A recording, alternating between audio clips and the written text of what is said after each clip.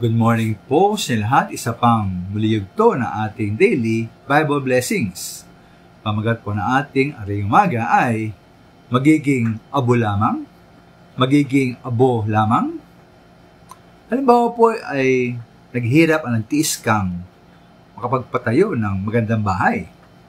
Para mo nagawa yun? Ikaw ay nag-abroad, nagtiis ka ng 20 taon sa ibang bansa, nahiwalay sa iyong pamilya. Para lang makapag-ipon at naitayo nga ang iyong pangarap na bahay. Ngunit nagkaroon ng sunog. Sa isang maikling pagkakataon, ilang oras lamang, natupok ang iyong bahay. At lahat ng iyong tiniis at pinaghirapan ay naging abo. Nakakalungkot po, hindi ba? Ito nga po ay isang babala.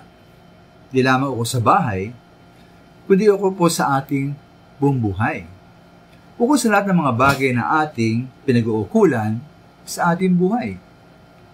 Ay nga po sa 1 Corinto 13:15, may kilala ang uri ng gawa ng bawat isa sa araw ng pag-uukom, sapagkat mahayag sa magitan ng apoy kung anong uri ang ginawa ng bawat isa.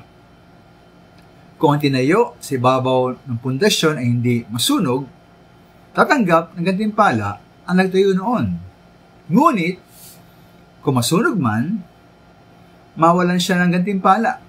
Gayunman, may ligtas siya, kaya lang ay para siyang nagdaan sa apoy. Kaya naman lahat tayo may pinagkakaabalahan sa ating buhay, hindi po ba? Pinag-uukulan at pinagtuunan ng oras, ng pera at yaman, ng lakas at kakayahan. Maaari ang ating pag-aaral, ating trabaho, ating negosyo.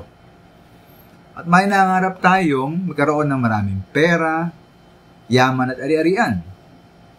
Nangarap tayo na magkaroon tayo ng magandang bahay at magandang sakyan. Nangarap tayo ng maraming mga damit, gamit sa bahay, appliances at magandang gadgets.